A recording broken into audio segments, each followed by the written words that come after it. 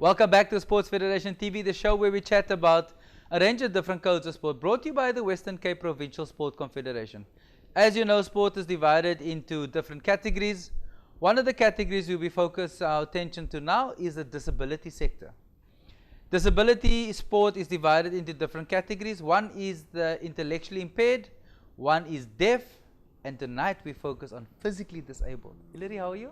And visual impairment. And visually impaired, that is correct. Are you well? Yes, yes, thank you very much. Good.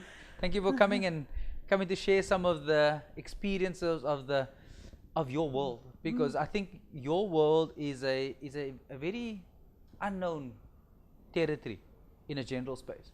People don't fully understand disability sport, number one. Number two, people don't associate sport with disabled people in a general space.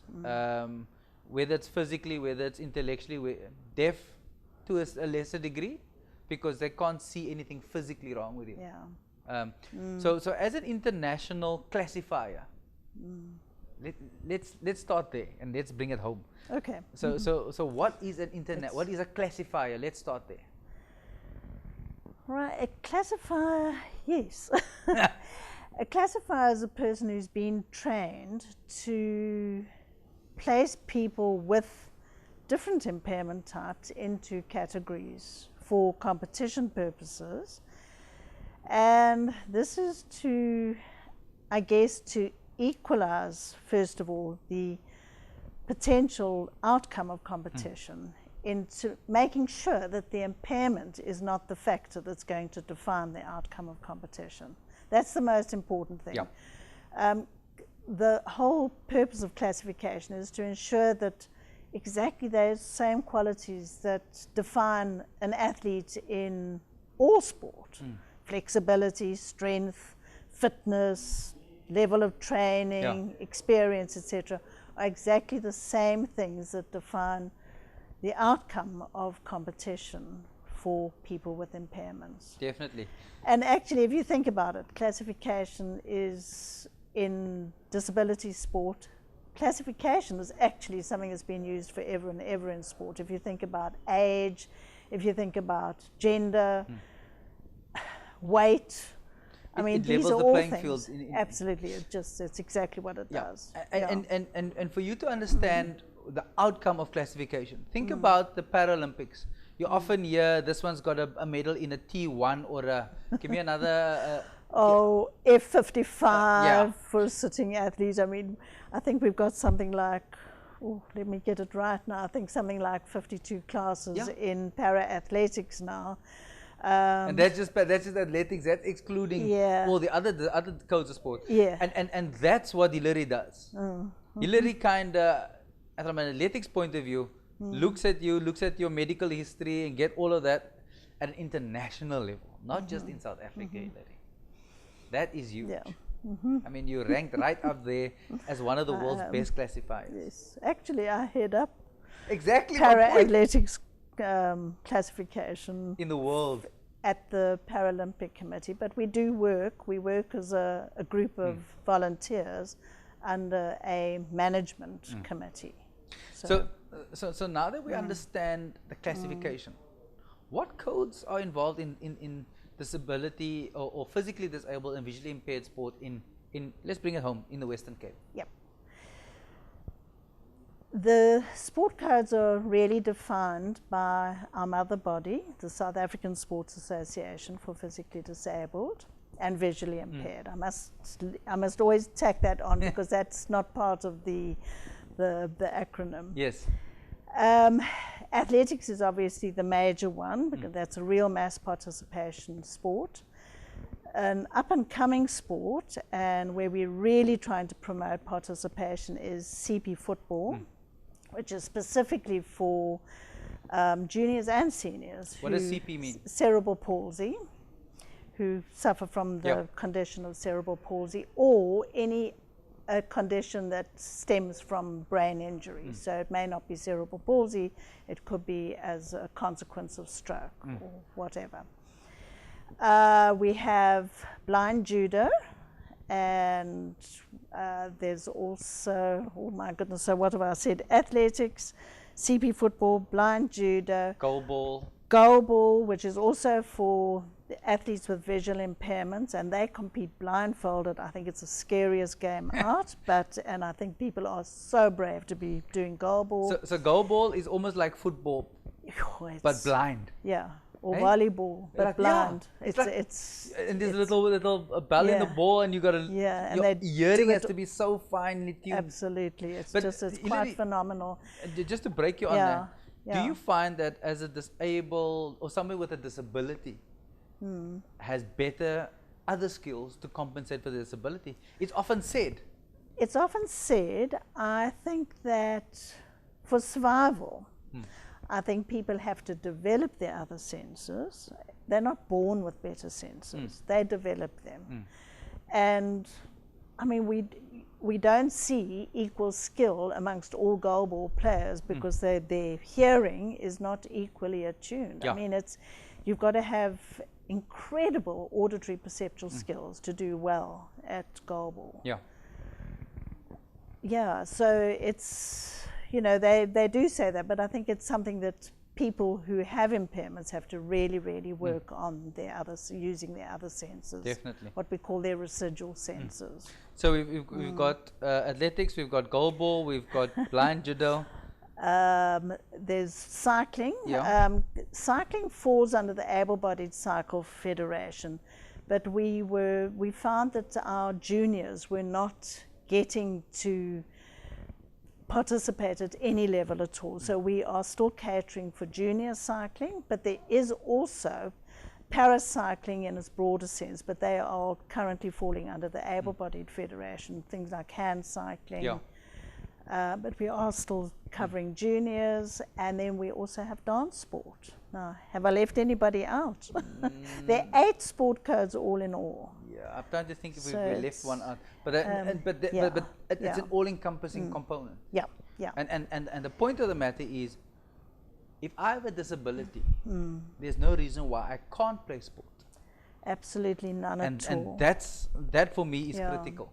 Because sport is as important to people, if not more important, to people with impairments to get them moving. And sport, I mean, really, when we're trying to promote sport participation, it's actually about health. I think the biggest challenge in many cases is A, transport, B, the perception that if I have a disability, I am of no value in society in a general space, let alone participate in sport. So what you're talking about are attitudes. Absolutely. And from the Joe public. And it's, from our general public, but also attitudes of parents, attitudes of health professionals who think that people with impairments actually can't do sport because sport requires skill, prowess. I mean, it's all kinds of things that they think that people with impairments can't develop, don't have, etc. So a lot of it is about attitudes, about beliefs, and then of course there are the kind of the physical barriers like transport, buildings, access to sport clubs. It's also about access to coaching. And again, I suppose that's kind of linked to your beliefs and your attitudes, that coaches think that they won't know how to work with people with impairments. So for instance, if you're used to coaching, let's talk about shot put, and suddenly you have an athlete who's unable to stand, how will you coach shot put? And in fact, the rules for the sport are very little different, except that there are some rules which are very well described in a rule book. What are the requirements in terms of the sitting position, what you may and may not do, where the strapping must be, all of those things. Exactly, it's all very, very well described. So in fact, the principles of coaching are probably very little different, and it's a fear of the unknown. Absolutely. And more, we really would like to see our athletes being incorporated into just general sport clubs and getting what they need. And I mean, I think falling under or affiliated to our organization at the moment is the Belleville Athletics Sport Club, which caters for able-bodied athletes as well as a growing Yeah. component of athletes with physical and visual impairments, and it's really, really exciting to see this partnership growing and developing. Nice. It's fantastic. So my understanding is that your general membership into your sport Yeah, come from the school sector. that's correct. Our feeder system, our juniors, are mainly coming through the LSEN schools. That's the schools catering to learners with special educational needs. So schools like Eros School here in the Western Cape, Astra School, Paul CP School.